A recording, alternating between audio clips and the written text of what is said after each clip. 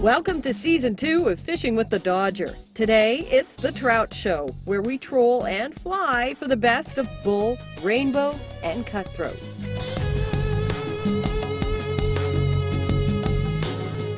Are you ready? Let's go.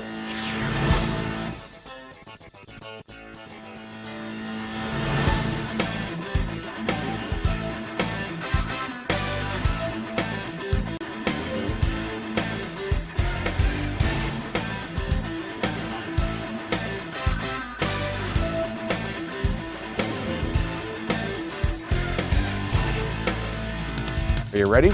Let's go.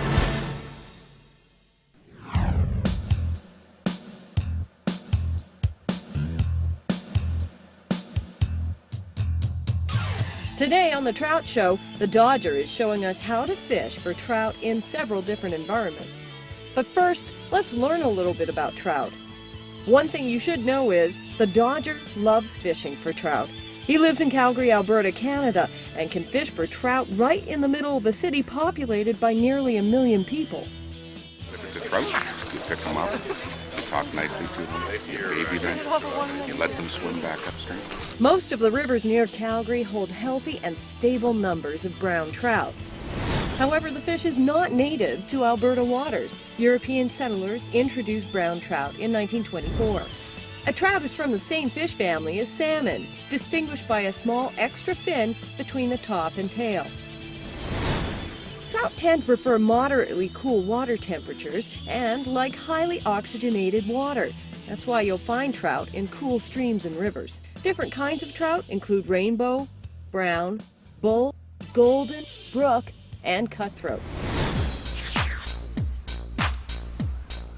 Dodger and crew head to the west coast of New Zealand in the hunt for brown trout. The Dodger, in spite of fishing Canadian waters for over 30 years, never caught a brown on his first travels to New Zealand some 18 years ago. However, on this trip, the New Zealand waters may produce different results. So as Canadians, we pride ourselves on pristine river water systems. But the waters of the Little Grey are so clear, they present a new problem. One of the challenges in fishing our waters here is the water clarity, and often there's 20 to 30 foot of visibility under the water, and the fish can see out of it just as well, if not better, than we can see into it. In fact, the Dodger discovers the brown trout of the Little Grey River are a savvy lot. These little browns are as scrappy as a rainbow. Oh, there he goes. We still have the nymph. They're not only scrappy, they're smart. Nevertheless, I'll have plenty of chances. Brown trout greatly outnumber humans on the Little Grey River. But it's a pretty nice little river. It has some of the highest fish stocks in the region. I think around 800 fish per kilometre. With those kinds of odds, it isn't long before the Dodger starts landing some lovely brown trout. Or maybe it's just peer pressure. It was the guide saying to me, you know, if you don't start catching, I'm going to start pulling fish in for you. That's a nice little brown there.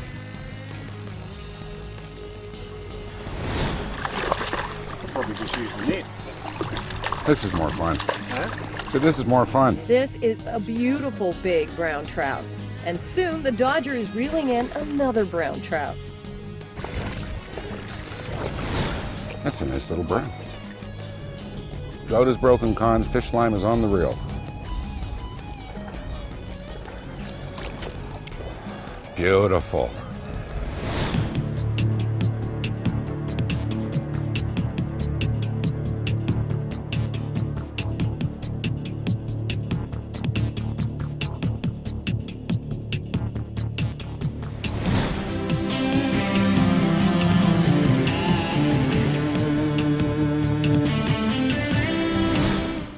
Today on Tip of the Week, Ben Kemp tells us how to catch those brown trout, even when they can see us through that crystal clear water. First, a little history about Ben. He's been fishing for browns his whole life and is considered an expert in this part of the world, the west coast of New Zealand. I grew up here and I'm a fifth generation local resident. I learned to fish the rivers and lakes locally with my granddad, and it's a pretty nice part of the world. What we're doing along here is fishing the edges, the edge of the current seam. If you just look forward along the riverbank, you'll see there's a colour change where the shallow water turns into slightly deeper water. And brown trout are really creatures of the edges. They like the edge of the light and the dark, the edge of the shallow and the deep, and the edge of the fast and the slow water. On the edge of the current flow, they'll sit on the smooth water and just keep their nose going out into the deep to take the nymphs and things as they're drifting past. So they're really quite lazy, and you're often struggling to get them to move more than a foot or so.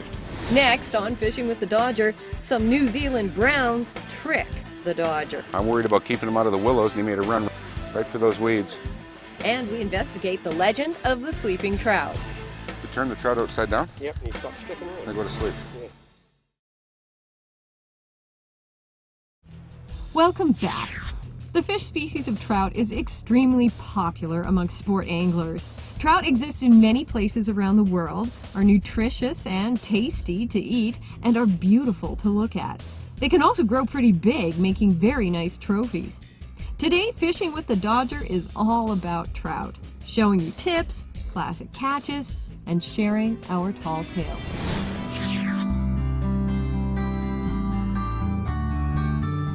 The Dodger tries his hand at fishing brown trout on the South Island of New Zealand. His guide on the river is Alan Wilson. Alan is the lead guide for the Riverview Farm Fly Fishing Lodge. Alan knows this area well, and he certainly knows all the tricks. But as the Dodger learns, these trout know a few tricks too. Beware the trout trick of making for the willows. You've got to keep them out of those willows. Once you're in the willows, you've got to stop. That's easier said than done. Look at the markings of them, it's just beautiful. Nice big fat brown trout. He wants to come home, look at that, right into the net for you. Okay, he's in the weeds. They are smart though. I'm worried about keeping him out of the willows, and he made a run right for those weeds. Looks like another New Zealand brown has dodged the Dodger. Nice fish. Yeah, that was still an awesome, incredible fish. Well, one problem that can happen anywhere is when your fishing partners aren't at the net for you. Boy, oh boy. There he goes, a long distance catch and release. Also known as catching a fish without a net. There we go. Now you learn the value of having a net hanging off your head. And where's my guide? Alan! With his guide and his net close at hand, the Dodger soon closes in on a big brown trout in the river. Nice fish. Monster.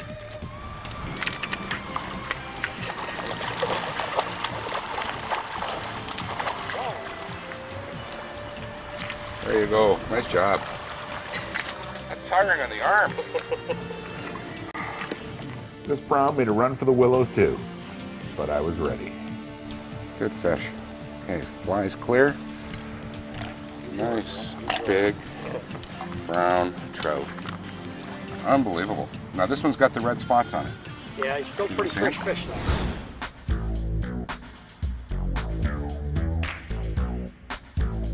Today on our Streeters segment, we're investigating the legend of the sleeping trout.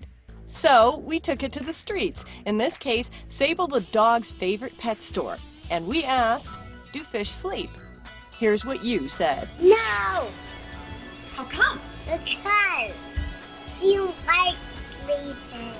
Yes, fish can sleep How do you think fish sleep? in a waterbed. Some interesting answers there. So our next question is, how do you make a fish sleep? Give him sleeping powder, or maybe sing him a lullaby song. Put it in a little pail and just pet it, and I'll just fall asleep. It's just like a human being. Get him tired out. Play lots of fish games. Then he's worn out. He sleeps for sure. Sleeps with the fishes. Okay, here's the Dodger with the real answer. A lot of times when we're fishing, we'll take a big struggling fish, we'll turn him upside down, and when he goes upside down, he goes all nice and calm. We pull the hook out, we turn him upway, and he's gone for another day. It's a good thing the Dodger knows so much about fish. What would happen if he were our resident rabbit expert? That honestly is the biggest hamster I've ever seen. Okay, You got a big hamster wheel for him? I'll get one. Coming up next, we chase rainbows in southern Alberta. Nice rainbow. Look at the size of these guys. And Dodger Jr. takes us fishing on the web. The cat caught a catfish. Stay tuned for more Fishing with the Dodger.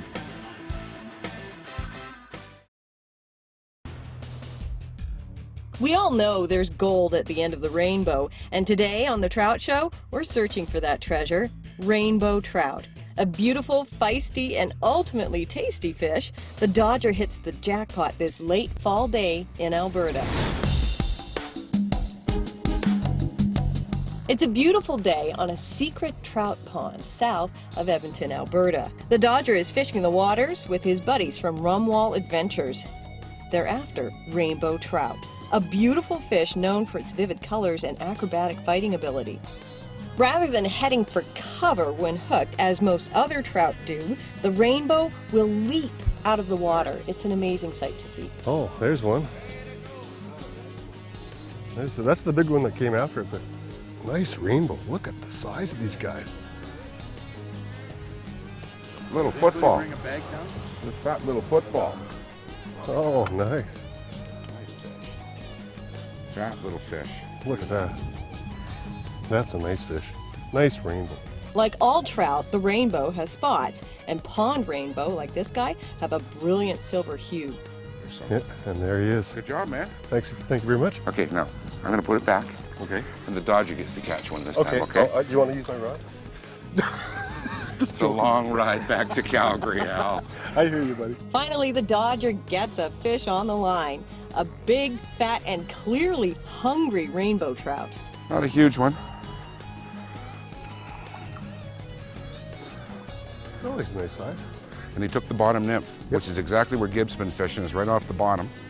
So I went with 3 flies. If I could throw 4, I would throw 4. I feel like a troller. That's okay. Now, Al, you sure now, right? Oh, we got him. We got him. Look at how fat that guy is.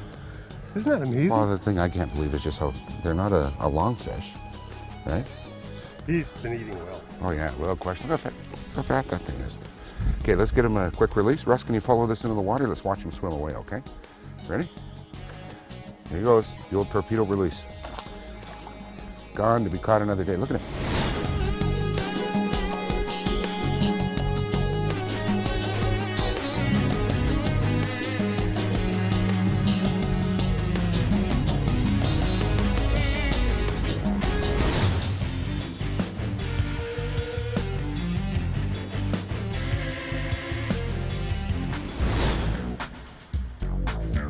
You may wonder where we get our fishy facts, and of course, that means it's time for Connor's Corner.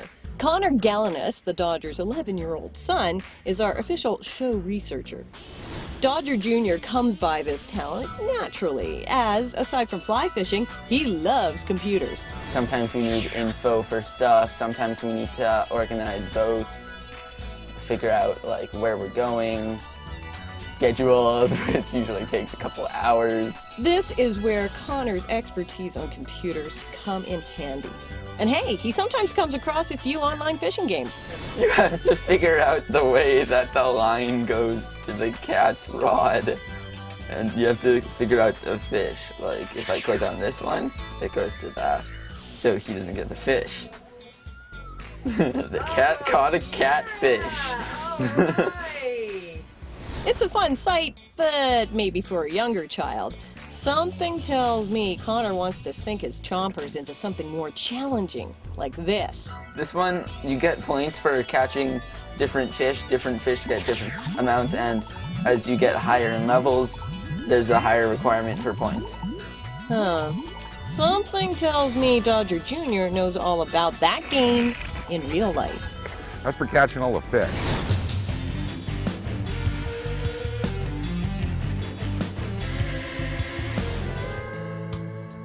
It's still early in the year in Alberta, not quite fly fishing season, but our fly girls are itching to get fishing. What are we gonna do? And who is our fly girl of the week? Well, none other than Philippa Gallinus, aka Mrs. Dodger. Mrs. Dodger is a busy mom of 3, but since the kids are older now, she had her first chance to fly with her husband last season. And what do you think of it? It's good. It's good because I did well. I caught some big fish, bigger than his. Phil enjoyed the experience so much, she's planning a Fly Girls trip on the bow this spring. So she and her pal Paulette are practicing their moves, getting ready to fly. What I like to do is I like to fold them in half. Bit of a tip for you. Yeah. Right? You fold it through, and the advantage is you drop the line. It's not going anywhere, right? It'll stop. Oh yeah, but like what about that one? You gotta like these critical rookies, right? Never touched a fly rod in their life before, and I'm getting lip from the audience. Hey, Dodger, no one promised our Fly Girls would be pussycats. In fact, Paulette is the director for the Chinook Wind Sweet Adeline's chorus, so she's more used to leading than following. Nevertheless, Paulette appreciates the Dodgers' advice. He's a great teacher. I mean, the way he breaks it all down to something a lot less than rocket science, it's awesome. I mean, I really caught on easily, and so I'm keen to get out on the boat and let's go. Paulette's looking pretty good after a practice fly session. In fact, she's feeling pretty good about herself too. I'd like to catch a bigger fish than Phil, probably. Oh, that's gonna be big. Real big. Well, we'll have to see who wins that challenge when we feature Paulette versus Mrs. Dodger in our Bow Girls episode this season. Coming up, how to turn something ugly into something beautiful. An ugly fly hooks a beautiful fish. Next on Fishing with the Dodger. That's an ugly fly, Al. Oh, I know. I told you I was going to put on an ugly fly, and I did. Fishing with the Dodger takes us to our last secret of the trout show, how to catch a legendary cutthroat. Now, cutthroat trout are a very special fish that live near the coastal waters of North America. And as the Dodger shows us, sometimes it takes something ugly to catch something beautiful. The Dodger and crew are riding the fast waters of the Elk River in British Columbia, Canada. They are looking for cutthroat trout. Okay, buddy, let's go get ourselves a couple cutties. Al's the first to get a hit with a big, ugly fly. Al and I figured we'd go deep, and as Al likes to refer to it, what's your word, Al? Dredging? So we're throwing some big, hairy, ugly bugs down on the bottom. So we're gonna bring them up here. Nice little cutty. Actually, you know what? It's a little bull. That's a little It's a baby bull. bull. Look at that. Look like a little cutty. These are a special fish. Oh, yeah. I love the bulls. You gotta love these guys. Look at that. That's an ugly fly, Al. Oh, I know. I told you I was going to put on an ugly fly, and I did. Bull trout prefer cool waters like the Elk River. As you can see, they're a little bit wider. And the thing that's beautiful about these fish is look at the markings on them. Right? Oh, yeah. You often hear people say no black, put them back. Dorsal fin, absolutely nothing on them. Nice stripe on the tail. Yeah, and you can see Just a beautiful fish. Nice bull trout. Oops, there he goes. Bull juggling with Al. Hey, nice job, Mike. Yeah, right on. Al's using a fly that looks absolutely butt ugly, but it's delivering beautiful results. Okay, this is the fly we're using today. It's just a muddler imitation to make it look like a grasshopper. Nick Drury is along for the ride. He's a New Zealand native and the Dodgers' brother-in-law. Now, Nick took the Dodger across New Zealand, and he had a great time fishing, so clearly it's payback time in Canada. Oh yeah, that's a pig. Little cutty. Good job, man. Yes. Nice. Okay, hook is clear and free. Let's just get him wet, get the gills on us. It's a nice fish, Al. That's a beauty. Now do you see why they call them footballs, Nick? Hands are wet. Good to go. Good job, buddy. Look at that. Nice. Excited. There she goes. Nice. Awesome. You see how much easier it is to land a fish with a net? Just remember that next time I go to New Zealand, buddy. That's more fun than you do it without it. In spite of the Dodgers teasing, Nick gets another hit almost as soon as his rod hits the water. You keep this up, buddy, I'm gonna have to start cutting your hooks off. Right into the net. Good job, bud. Awesome. Now this is a bigger fish. Ready? Hands are wet, ready to go. You got him right behind. I got the net below you. Oh. Bye-bye. Talk about your great escapes. That fish actually swam across the beach to get away. He thinks he's a salmon, I guess. Hey, but that's good though. You still saw enough of them? That was a good sized fish.